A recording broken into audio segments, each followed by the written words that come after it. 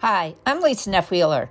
I've lived in New Jersey the majority of my life. I've lived in the Hillsborough, Montgomery, New Jersey area for over 30 years. I love living here.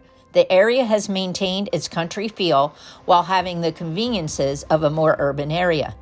I look forward to sharing why I love the area and the local businesses.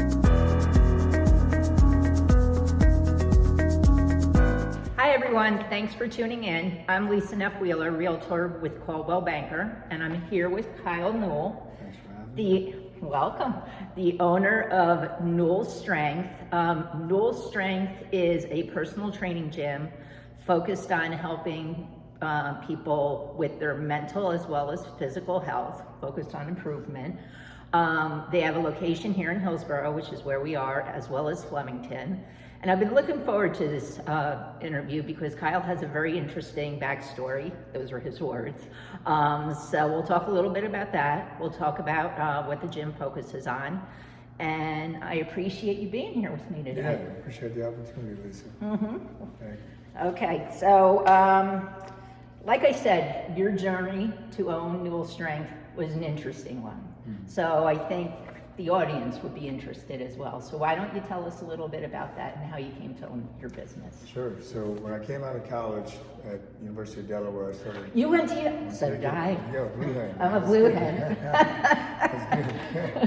So I came out from there and did my internship with Rutgers Football Strength and Conditioning in 2003 with Jay Butler, who's the strength coach there currently again.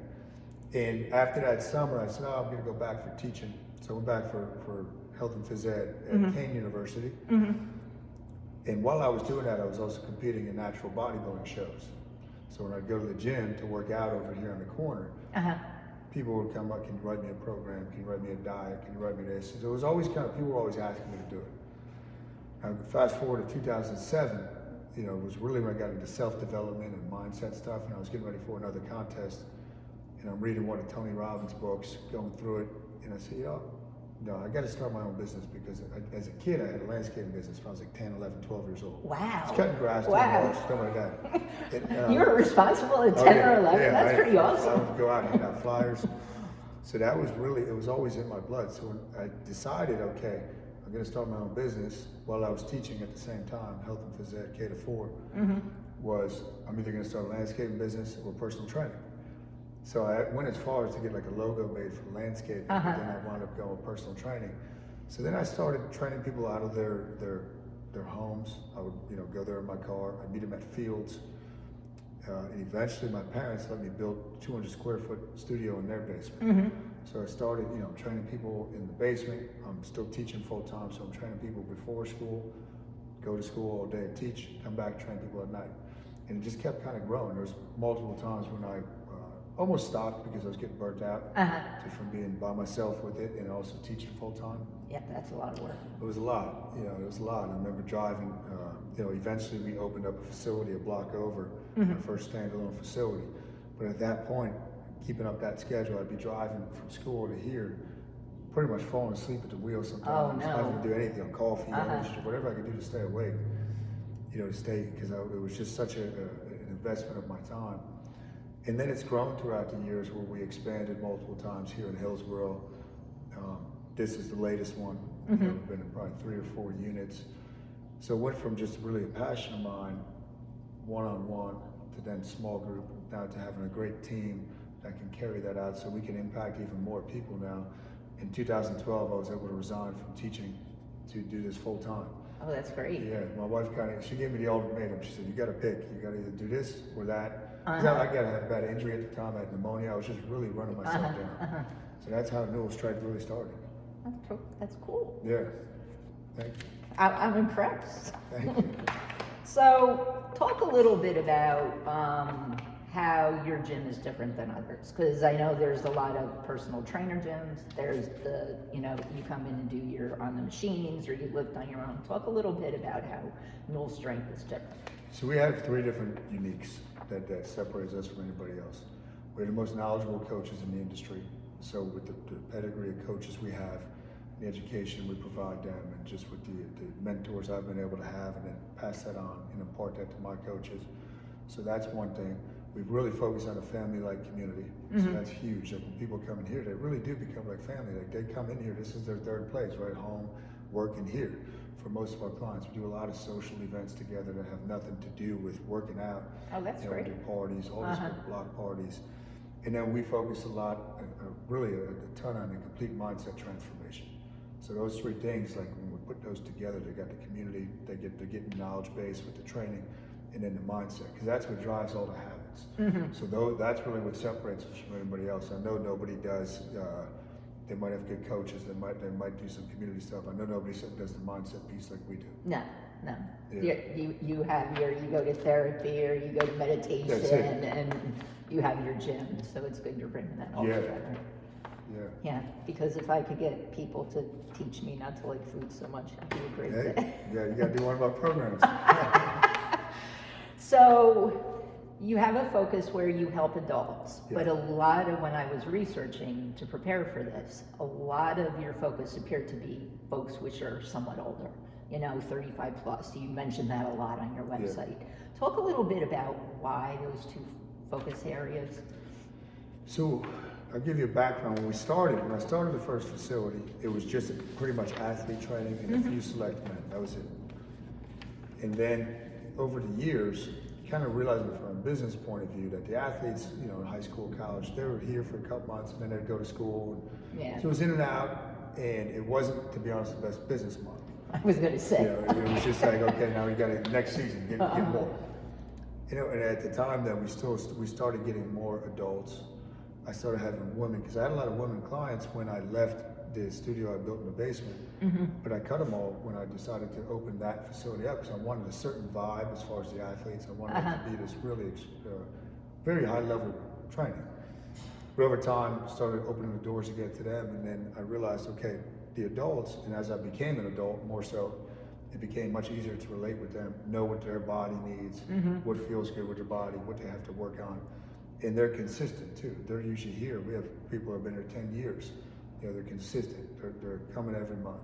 Yep. And they're getting results. And then it really trickles down to, if it's a parent, a mom or a dad, that affects the whole household. Their energy's better, their mindset's better, health is better. And then it just kind of has this web that spreads out of positivity. So that's why we really focus now on like 35 plus, usually 35 to 60. We've had people in their 70s, but that's really our bread and butter. That's good. Yeah. That's good. So what surprised you most about owning your business? Besides, it was you were doing two things when you were starting. Yeah. I would say, it seems obvious now, but when I got into this, that was my main passion, was the training.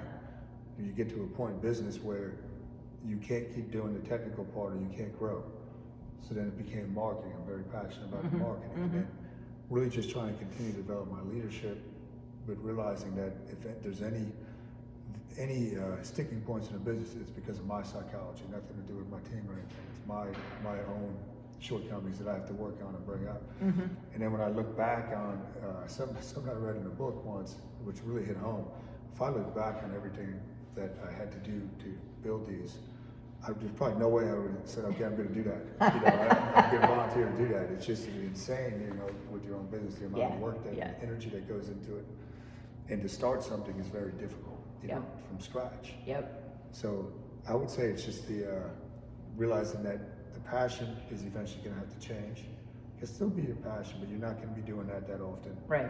And then realizing how much stuff goes into it and how many MBA degree equivalents you would earn just operating a business for a year yourself.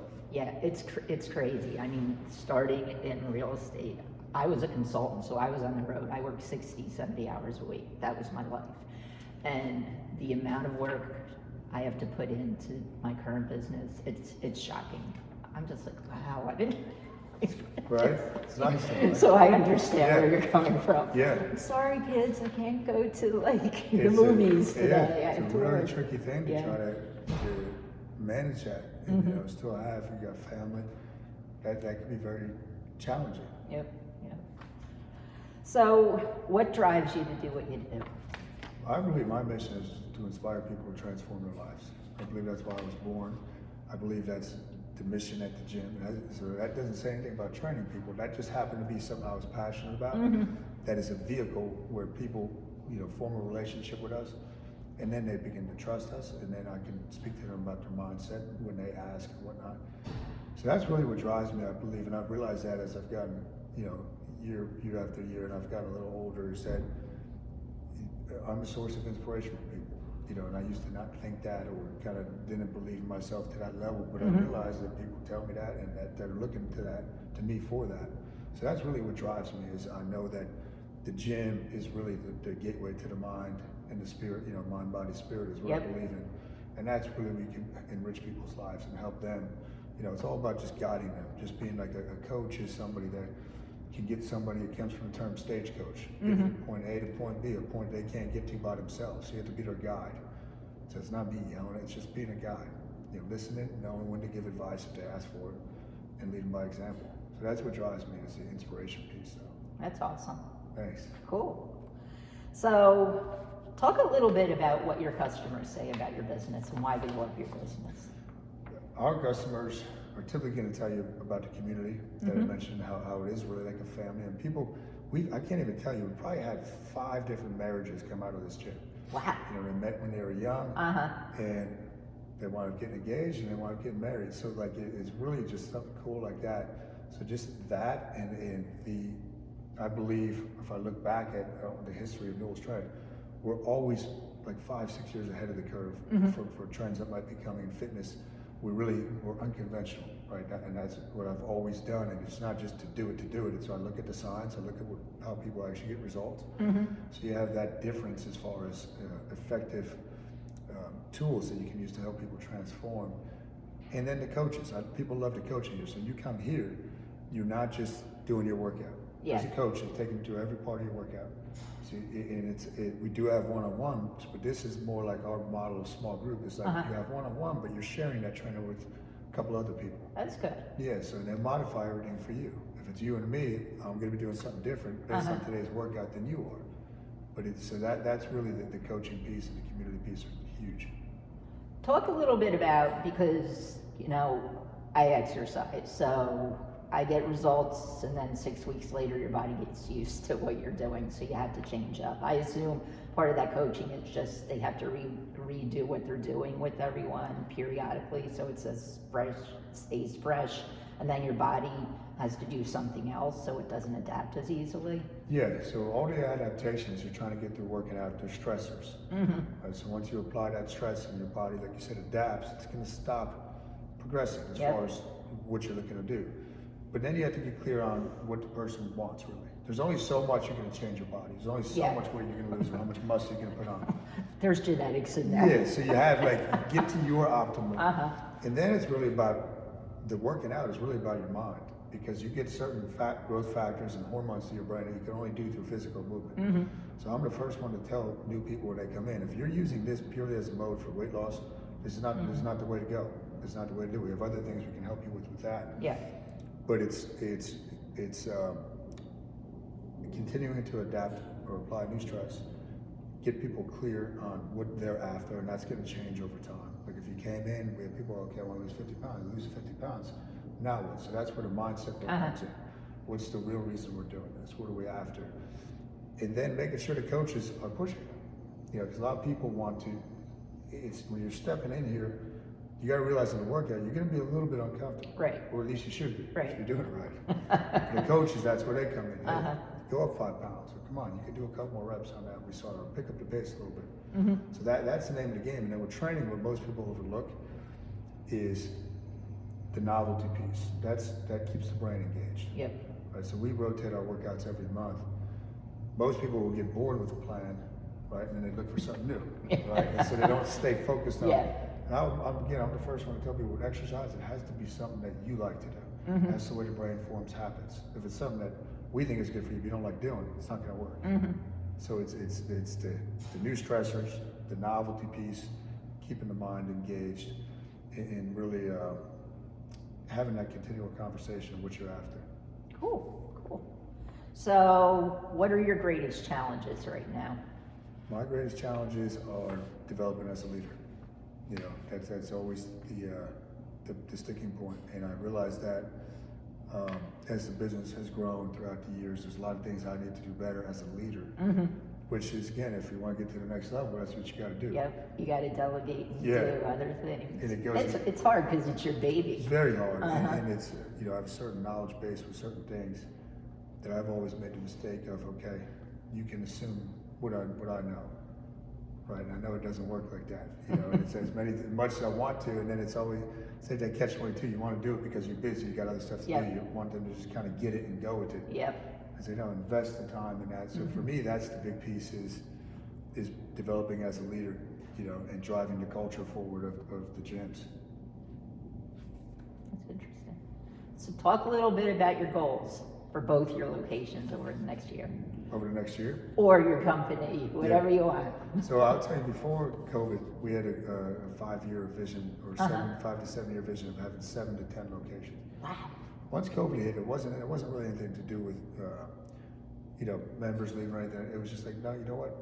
Let's put a break on it. Let's get these two to their optimal where they can be. Yeah. Let's really max out these two as far as having a world-class experience.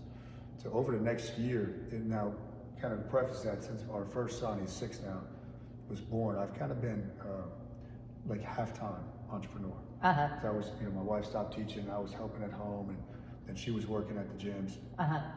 So this year, me and her decided, okay, you got to get back in, really start running the ship again, getting it going in the right direction. So it kind of seems like I'm starting over in a lot of ways, where I'm just really trying to improve the product and make it so it's a world-class experience. And then driving, you know, members up. We had a growth goal of 20% this year, which would be good. It looks like we're on track to hit that. So as far as numbers, that was a goal, but it's really, to me, delegating to the right people, making sure I have the right people in the right seats, and improving the product, which part of that's going back to delegate and really teach the way I should have taught from the get-go. So kind of starting over in a way. That's my focus this year. And at the end of the year, have it where I know it could be.